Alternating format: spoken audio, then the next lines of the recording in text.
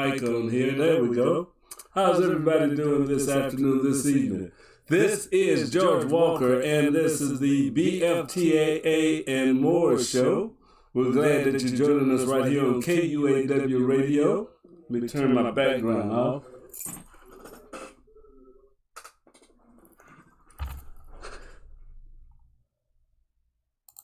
There, had too many things talking to me at the same time. All right.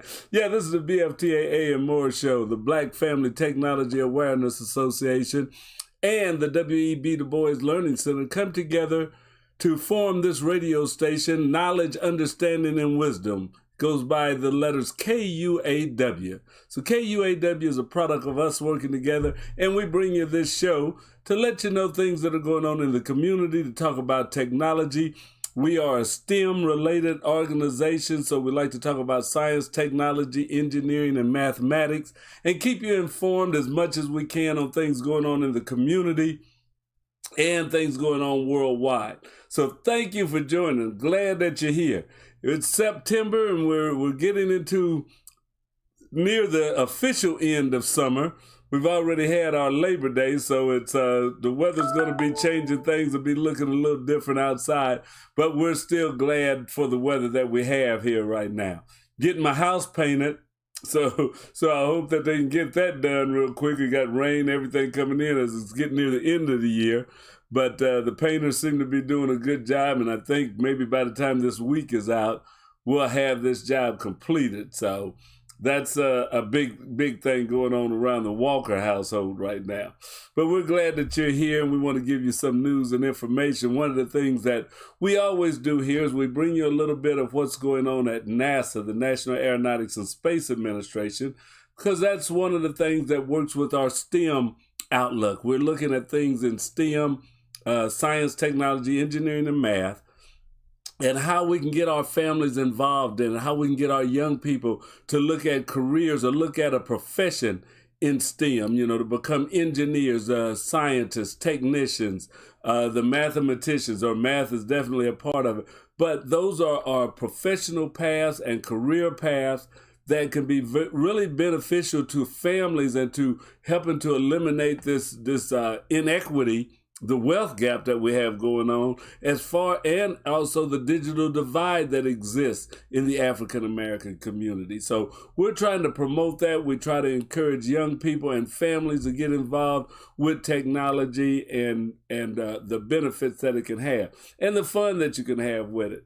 So all of the sciences we like, we're involved with, or we like to get involved with, or tell people about.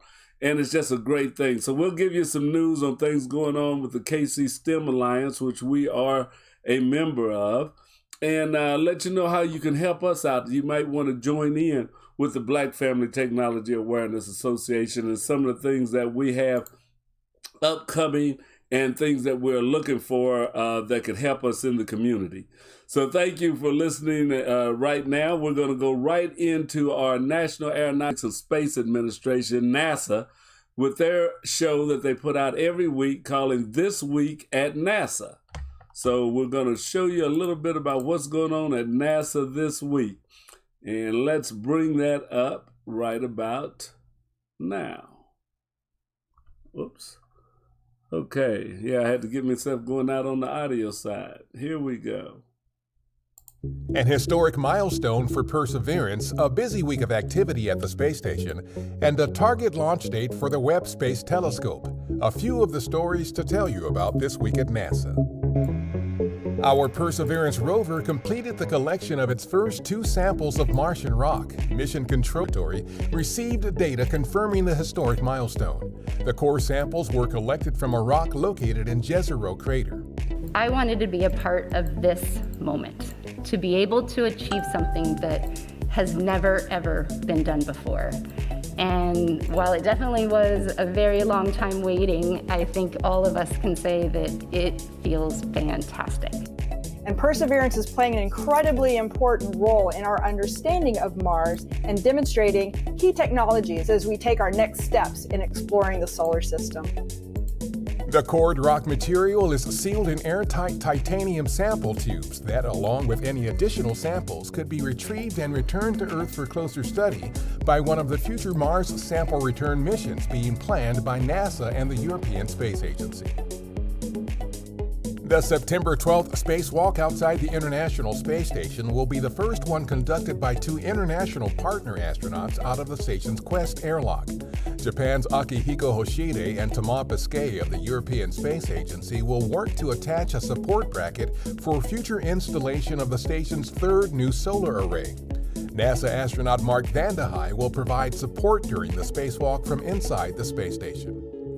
NASA and SpaceX are continuing plans for upcoming International Space Station crew rotation missions. Those plans include the launch of the Crew 3 mission to the space station as early as Sunday, October 31st, a return to Earth for the Crew 2 astronauts currently on board the station sometime in the early to mid-November timeframe, and the launch of Crew 4, currently targeted for no earlier than April 15, 2022. For more details, visit nasa.gov/commercial-crew. We set December 18th as the new target launch date for the James Webb Space Telescope. Webb is a NASA-led international partnership with the European Space Agency and the Canadian Space Agency. Preparations are underway to ship the telescope to French Guiana, South America, where an Ariane 5 rocket will launch it on a mission to reveal new and unexpected discoveries to help us better understand the origins of the universe and our place in it. Find out more at web.nasa.gov. On September 9th, Russian cosmonauts Oleg Novitsky and Pyotr Dubrov of Roscosmos were back outside the International Space Station for the second in a series of spacewalks to outfit Russia's new Nauka multi-purpose laboratory module. Nauka will serve as a new science facility, docking port, and spacewalk airlock for future operations. That's what's up this week at NASA. For more on these and other stories, follow us on the web at nasa.gov/twan.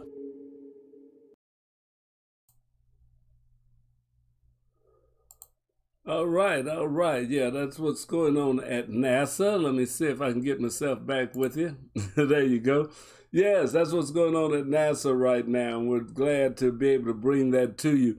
And those are some of the things we'd like to talk about, what's going on at the space station, and not just what's going on at the space station, but all the things that go into making the station work, which is a lot of earthbound technologies and people that are working to make sure that everything goes right. So tell your kids to watch some of these, and they may get excited. They may want to get involved with that and get involved in space travel or space flight or working on the grounds of NASA. And there's a whole lot of things that they do other than space-oriented things. There's things that NASA does that has to do with medicine, has to do with looking at the Earth's atmosphere, and all of those type of things. So we like to run that so you can see and you can keep up on what's going on with the space station and all that. Talk with your friends. You've been one at the party that knows some of the things that have been added to the space station. Now, we also have another bit coming from NASA, and right now, last week was a holiday, so we weren't here. So we wanted to show this at the beginning of the month, and at the beginning of the month, next month, and every month, and we're going to show you some of the stars and planets and what's going on that you can see from outside in your backyard or without telescopes or with telescopes, but things that you can look up in the night sky and see. So a little bit about astronomy. That's another one of the sciences. And we want you to be involved or at least know about them and tell your friends or tell your kids, y'all go out and find some of the stars that are up at night. This one, let's check it out right now. It's from the Jet Propulsion Laboratory of NASA. And let's see what's in the sky. What's up for September? Moving fast in the cosmos with planet Mercury and stars Arcturus and Altair. You'll have to be quick to catch a glimpse of Mercury this month, as the innermost and fastest moving planet, namesake of the fleet-footed mythological messenger, appears low in the west for a short time following sunset. But those with a clear view toward the horizon will be rewarded with some nice planetary groupings for the first week and a half of September. You'll find Mercury just a few degrees above the western horizon about half an hour after the sun sets, with much brighter Venus higher and slightly farther to the south. On the 9th and 10th, look for the pair to be joined by the crescent moon. In between the two planets is the bright star, Spica, which is actually two stars orbiting each other at a distance 3 times closer than Mercury orbits our Sun. Mercury should be visible for you from the mid-northern latitudes on south. The farther south you are, the longer Mercury will be above the horizon for you before it sets. In addition to Spica, 2 other bright stars you can easily spot early in the evening in September are Arcturus and Altair. Arcturus is the brightest star in the northern sky. It owes this status largely to the fact that it's relatively close by, at about 37 light-years from our solar system. You can find Arcturus in the west in the first couple of hours after it gets dark. Look for the Big Dipper and follow its handle over toward the south about the width of an outstretched hand. It's easy to remember with the phrase arc to Arcturus. One interesting thing about Arcturus is that compared to other stars, it's moving extremely fast with respect to our solar system. In fact, the discovery of the star's motion was a huge moment in astronomy. Before that, the positions of the stars were thought to be fixed and unchanging. After Edmund Halley's discovery, the understanding that the stars move around as independent objects.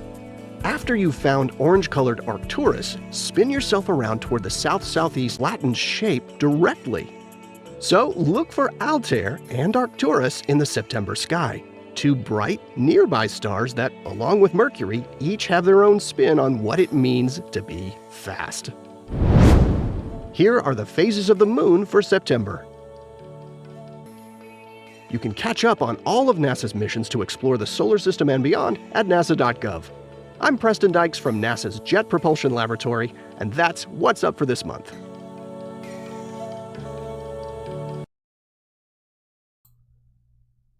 All right. So that's what's another piece of what's going on of NASA's What's Up. And that was from the Jet Propulsion Laboratory out in California, where they work on jet engines and a lot of things that work with the space program.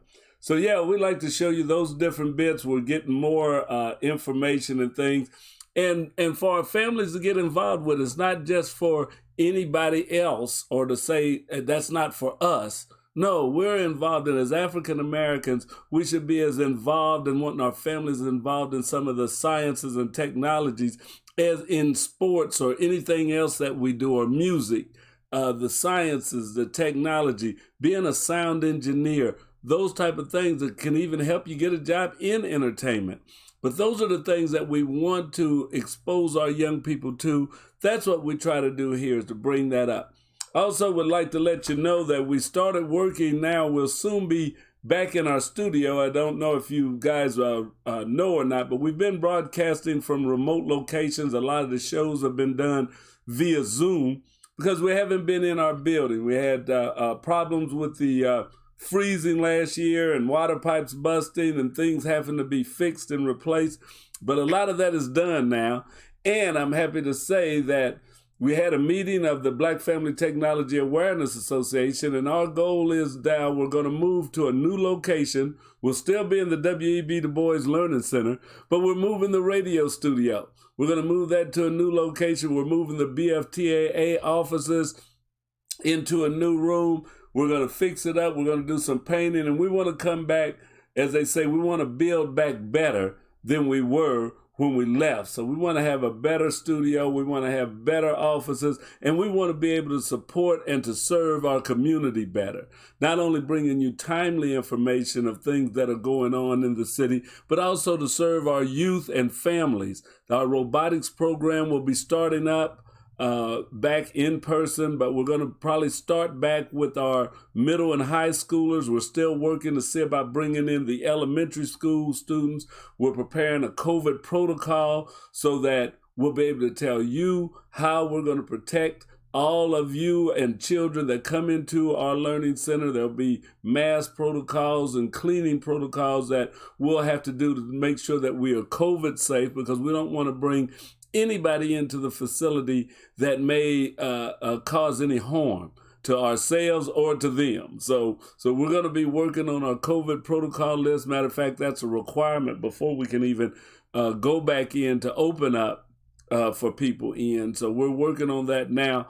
But after more than a year, I'd like to say that it's getting close that the Black Family Technology Awareness Association and our world-renowned VEX robotics program that we have will be starting back this fall. So for all you parents out there, if you'd like to get your child involved in robotics, and we're going to start with our middle school students. So they're going to be 12-year-olds and up to 18 to graduates. So middle school and high school students, we're going to be enrolling. And you parents that are on our mailing list, we'll be sending you out some information so that you can get your child involved. We want to know if you're going to be enrolling your child back in. We're going to have a limited number of kids. It won't be as it used to be when we started off, we'd maybe have a room full of kids and then some would drop out and stuff and we'd be down to 6 or 8 that we work with. But we're going to limit the number to maybe about 6 or 8 kids that can enroll in the class at all this time. So it won't be a big open enrollment for everybody. So we want you to contact the Black Family Technology Awareness Association to let us know if your child was in the robotics before and wants to come back when we open up. We want to hear from you. So get in touch with us. You can email us at BFTAA@sbcglobal.net. You can get in touch with us here at the radio station or on our Facebook page. And if you're on our mailing list, you should be getting a letter here this week that will be asking you, are you planning on enrolling your child in our robotics program? Because we will be starting the robots back up. And we'll be looking to get your kids involved in it. It's going to be in October. It'll probably be mid to late October. But we're wanting to get those numbers in now and get you enrolled in it. So if you're a parent that has been involved in our robotics program, or if you would like to, now we may have to put you on a waiting list because some of this may, as COVID maybe eases up and we go into the second semester of school, we may be able to bring in more students, or if we get more coaches and stuff, where we can do more than one class a day, and we can divide that up into a couple of classes, we may be able to bring in more kids. But right now, it's going to be a limited number of kids to start back in until the COVID situation gets a lot better. So we're wanting to come back in person, but it's going to be on a limited basis. And we want to definitely get in touch with you. Also, for all of you parents out there that have kids, and even if you don't have kids, but you're looking at how you're going to get them through college, how you make the ends meet, and all of that, we're going to be doing some financial planning. Because not only do we want you to get your kids involved in technology and stuff, but to get all the way through colleges and stuff like that, it takes finance. I mean, if they can get a scholarship, okay. But sometimes we don't have scholarships for everybody, and parents have to pay some money. So we're going to have some financial classes that will help us with budgeting, would help us in setting up the accounts that you need to start getting kids ready for college, or that you'll have the funds when your kids do get ready for college. Because one of the worst things that have happened is have your child graduate from school and is ready to go to college, and then you say, man, I don't know how we're going to pay for it. So BFTAA, we got you there. We've got one of our partners and people that work with us at the Bank of Blue Valley, and we're going to see about setting up some financial seminars. So those will be coming up this winter as we can open up to let more people in. So be ready, stay tuned, definitely stay in touch with us. And if you don't know how to get in touch with us, we're on Facebook, we're on YouTube. You see these broadcasts now. It's going out on YouTube, it's going out on Facebook, it's on Twitter, it's on Twitch. We're out there. We're also on a lot of audio sites where you just pick up the audio only. You don't get pictures. But we're a radio station that we're on a lot of your streaming radio sites. So if you go into your Amazon smart speaker or your Google speaker or your portal and tell it to play KUAW radio, you'll hear us. You can tell your smart speaker to play KUAW and you'll pick us up. You can also pick us up on Get Me Radio, on the Get Me Radio site, which also has us linked to Roku, the Fire Stick, to Apple TV. We have our audio radio is there.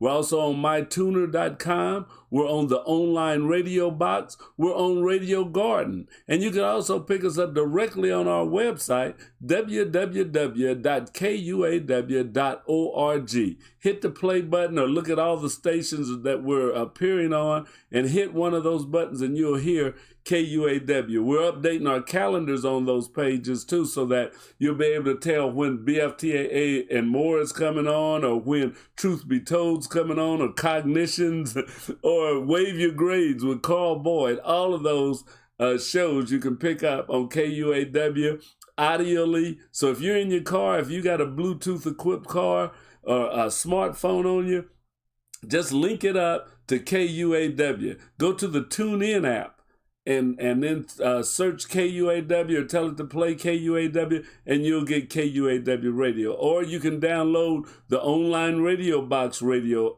app. Matter of fact, maybe you already have an app on your phone for radio and check it. We might be on there.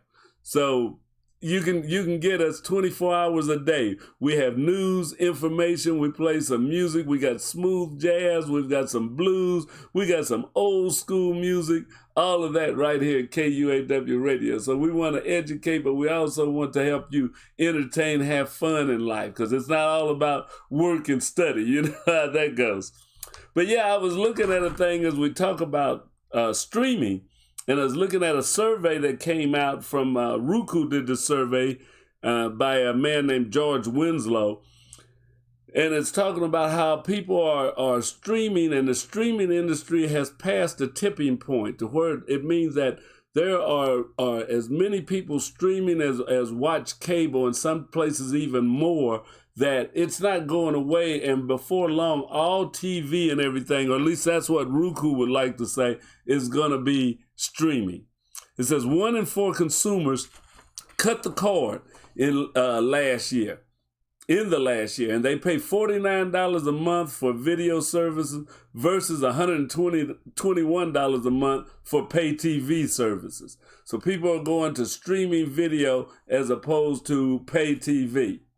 Roku's annual survey of TV viewing habits finds that the pandemic accelerated the shift to streaming, and continuing with more than half of viewers reporting they are still viewing more content this summer. Thanks to the growing amount of programming on streaming platforms, the ease of use and cost saving.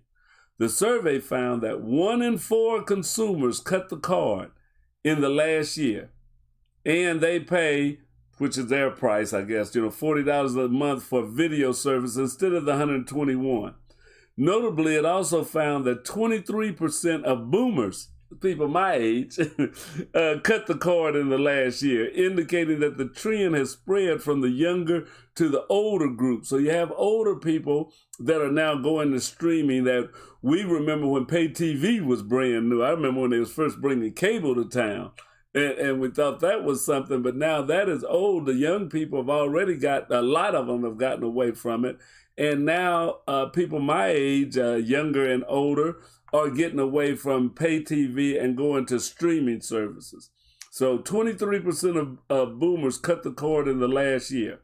More than half of all boomers, 51%, added more streaming services in the last year. And 46% of boomers now have 3 to 5 streaming subscriptions, about the same rate as younger generations. But it says, however, younger groups are still more avid streamers, with 98% of Gen Z streaming versus 71% of boomers. So some boomers and even young people may have cable and streaming services. Don't want to cut the cord from the pay TV that you used to, but you want some of that new stuff like the NFL channel or Hulu or Netflix or something, so it's added on. So some are paying more over the time just to get more and more content. We're watching more and more television. The survey was puts data. We were funded by Roku, and since its founding in 2002, it says that all TV will be streamed, according to Anthony Wood, the Roku founder and CEO.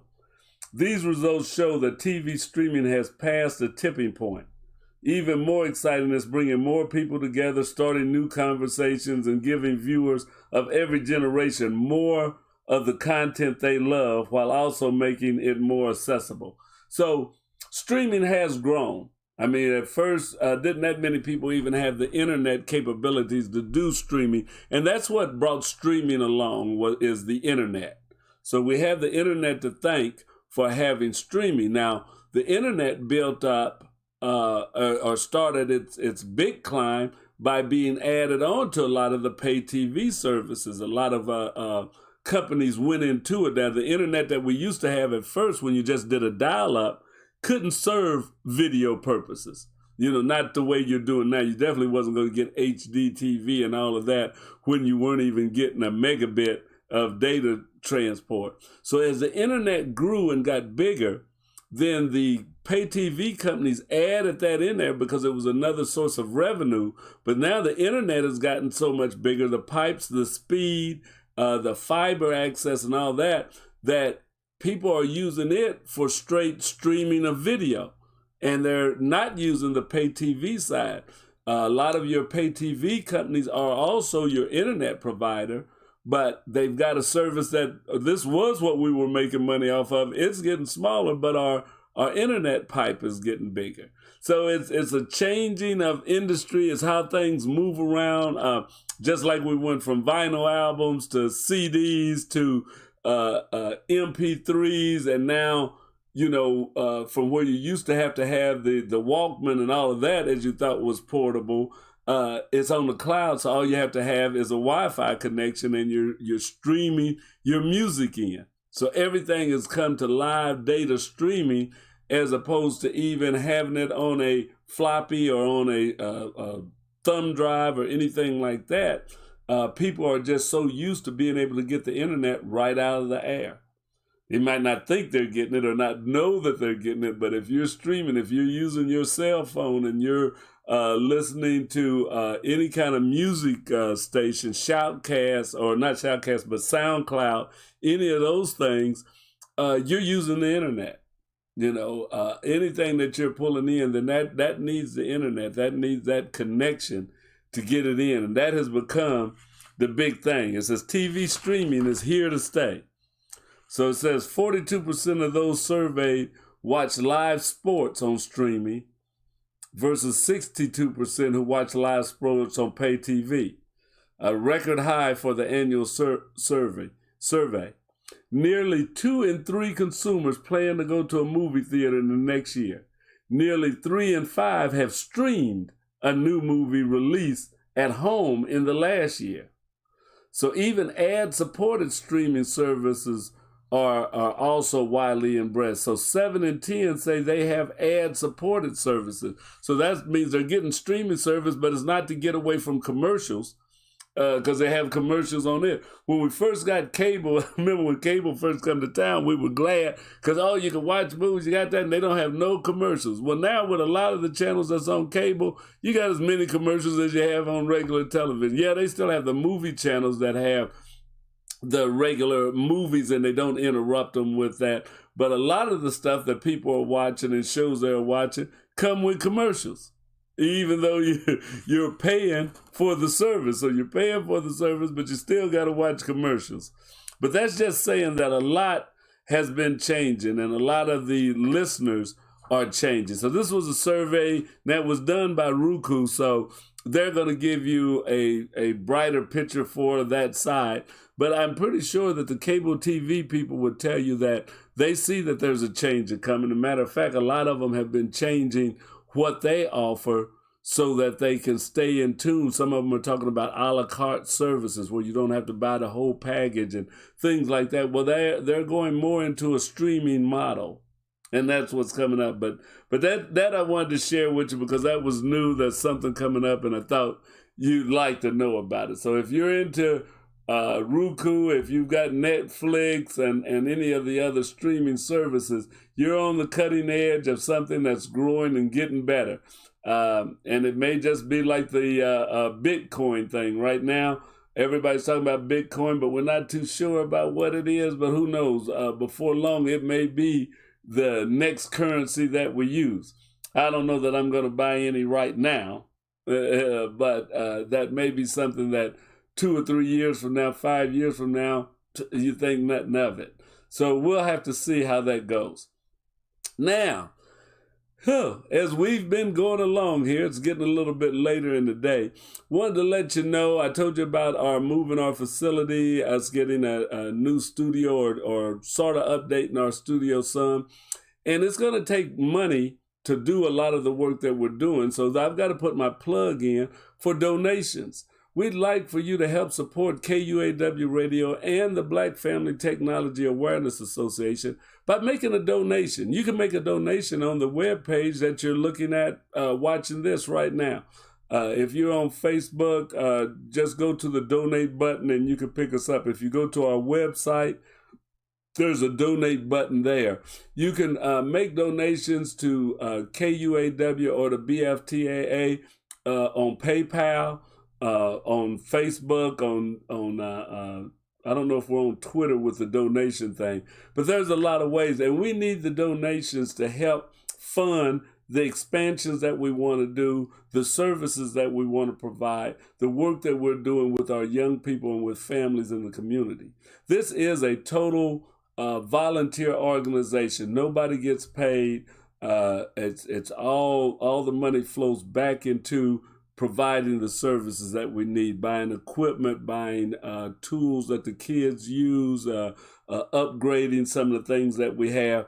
So we try and use the money wisely, but we have to have you to support us. And your support is very important. So before you click off and go to the next thing, if you're on Facebook right now, stop at the page and look at the KUAW page at the top where it says the donate button. And donate $5, $10, it would be good. And if you're watching this on KUAW, know that the people that watch this programming that we have, the thousands of people that are tuning in every week to KUAW, they're loyal listeners, and they would be loyal people to your business or organization if you could get in touch with them. So we'd like for you to think about becoming an ad sponsor on KUAW Radio. Yeah, your ad can be placed on there. If you look up in the corner, you see some of the banners that are going by now. We have information there. Your company could be shown on these broadcasts that we do. Also, it'd be placed on our website. So think about supporting. If you're a business, if you're a small business, if you're an organization that wants to support the efforts of the Black Family Technology Awareness Association, contact us and become a part of it. Show the people that you're supporting this news, this information, the shows that we have, the music that we bring. Show that and show your support. We would appreciate it. Yeah, we do need the funds. That's it. That's the only way we can stay alive. That the world is still run by the dollar bill or some type of currency, if it is Bitcoin. If you want to pay us in Bitcoin, I guess we'll figure out how to take that too. So just stay in touch. But please get in touch with us, and we'd love to have your donation. We'd love to have you as a sponsor on this station. We'd love to have your banner. We got some space over here that we could put your company's banner on there. And people will see that you support KUAW Radio. Yeah, so thank you. Now, as we keep going forward, we're through with the commercial. We can go into a little bit more. I always like to bring you things that are going on. And as I say, NASA's been a good source of information for us. So one of the things I want to do now is a show called Space to Ground. And Space to Ground is brought to you by the National Space Administration, Aeronautics and Space Administration, NASA, comes on, and it is part of your government. So you help pay for it too. So this is Space to Ground for this week, and let's see what they have.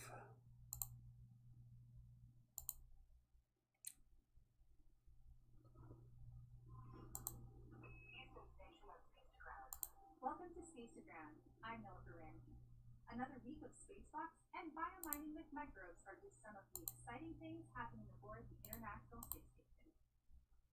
On Thursday, September 9th, Russian cosmonauts Oleg Novitsky and Fyodor Yurov ventured outside the Poised airlock and continued to prepare the new Russian multi-purpose laboratory module for operations.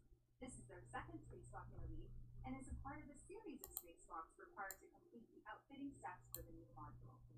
3 days later, on Sunday, September 12th, JAXA astronaut and station commander Aki Yoshide and ESA astronaut Tomat Pesquet will exit the test airlock to modify the port core truss structure and prepare the orbital lab for its third set of rollout solar arrays. You can watch the spacewalk on NASA TV, NASA.gov, and the NASA app. Coverage is set to begin at 7 a.m. Eastern Time. In science this week, new developments on biomining with microbes and investigating genes expression in space, with the 2020 Genes in Space Challenge winner kept astronauts busy aboard the orbiting laboratory. New results were recently published on the Fire Rock investigation, which demonstrated how microbes can extract rare earth elements from basalt in space. Basalt is a common rock on the Moon and Mars. The team has now shown that microbes can not only mine elements in space, but some microbes may also perform even better under such altered gravitational conditions. BioRock researchers observed an increase of vanadium biomining as much as 283% under reduced gravity conditions. These results show that biomining may be possible on a larger scale in space, extracting elements that humans need to sustain themselves independent of Earth. Some pharmaceuticals used to maintain astronaut health do not work as well in space. This may be linked to changes in levels of the liver enzymes that metabolize most drugs. Genes in Space 8 tests the Genes in Space Fluorescence Viewer, a new technology for visualizing biomolecules like DNA. In this investigation, it will be used to monitor the expression of genes that control critical liver enzymes. This test could lead to a better understanding of spaceflight-induced changes in liver gene expression and may support the development of new therapies that can account for the body's adaptations to spaceflight. The tool being tested to study these changes in space could also aid in patient monitoring in remote areas on Earth. That's Spacegram for this week. For all of the latest updates, head over to NASA.gov. Thanks for watching. We'll see you next week. All right. So yeah, we picked up what's going on in space to ground. How are you doing? Glad to be back with you. Oh man, yeah, it's been a good half hour, and we're glad that you're here. Hopefully that you're picking up some information from this that'll be beneficial to you. I also like to take a little bit of time talk about the 911 commemorations that we have, 9/11, basically, not 911, but 9/11. And just to think about 20 years ago when those towers came down, it's a couple of days, and at this time on 9/13, we were still kind of in a daze from that even happening. And there was so much loss of life.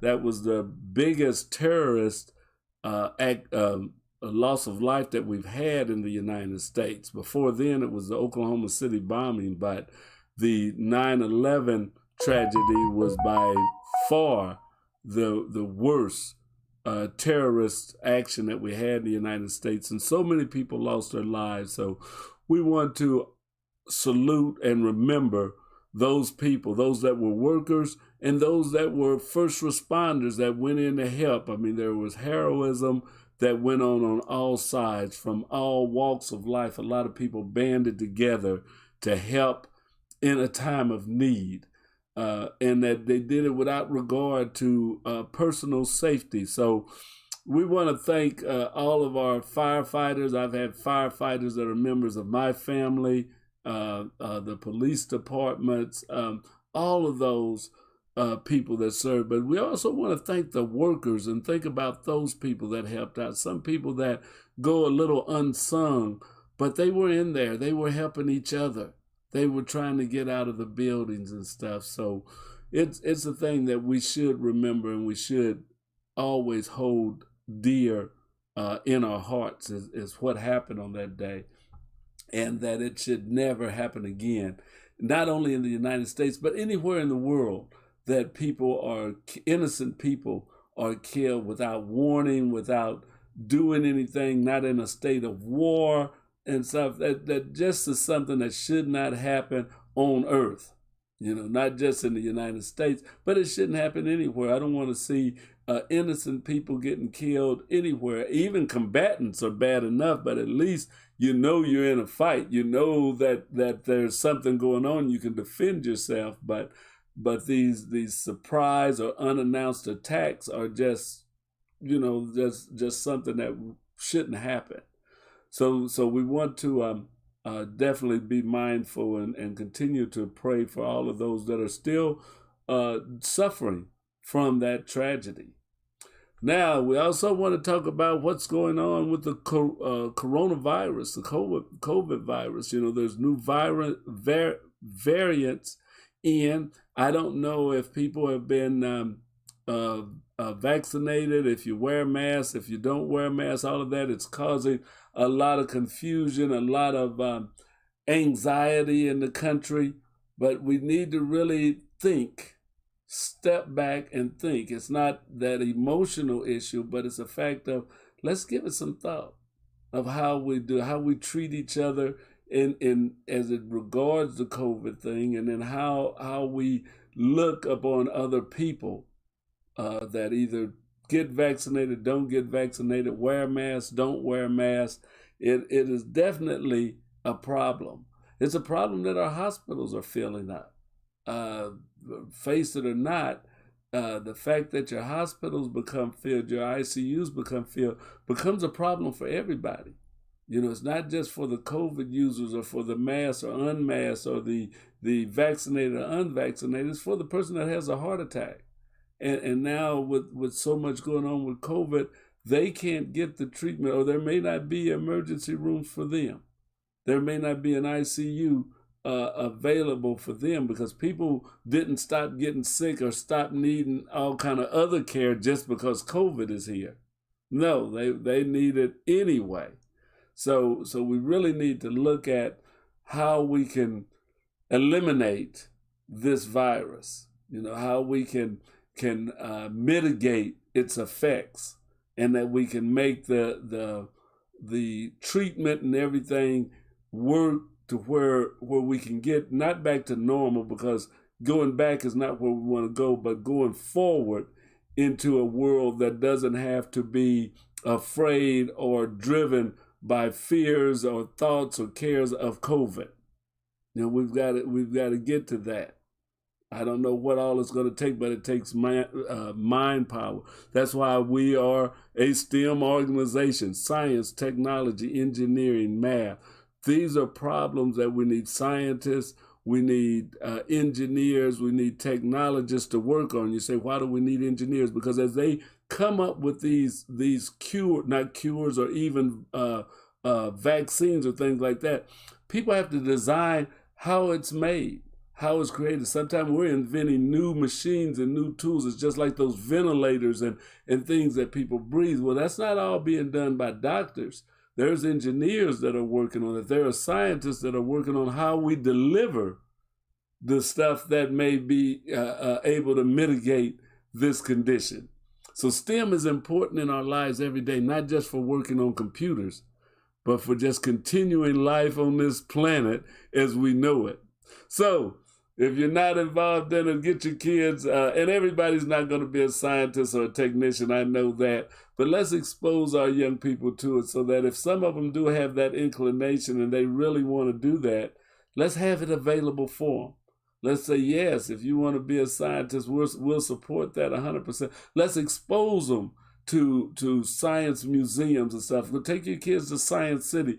They may find out or see something that they had never even thought of, and that becomes a lifelong passion. So let's keep going. Let's keep trying to work. Be kind to one another. Smile. Say hello. Speak to your neighbors, and just try and live a life that you can be proud of, regardless of your beliefs, regardless of what side of a question you're on. Still remain civil. So that's all we got for BFTAA and More today. We also want you to stay tuned, because B. Michael will be on with the oh heck, man, I forget the name of it. His show that's coming on here, but it comes on at 6 o'clock. Paradigm. Shifting Paradigms. Okay, Shifting Paradigms come on at 6 o'clock with B. Michael Long. So we want you to stay tuned for that. And then right after his show, start tuning in to some of the music and some of the other shows that we'll bring. We have a replay of the Cheryl Underwood show that plays every day here from noon to 2. So you'll be able to hear that along with Warren Ballantyne. Those shows will be there for your listening. So continue listening to KUAW Radio. Tell your friends, like and share this video. You have a good day. I'll see you next week for the BFTAA and More show. Thank you.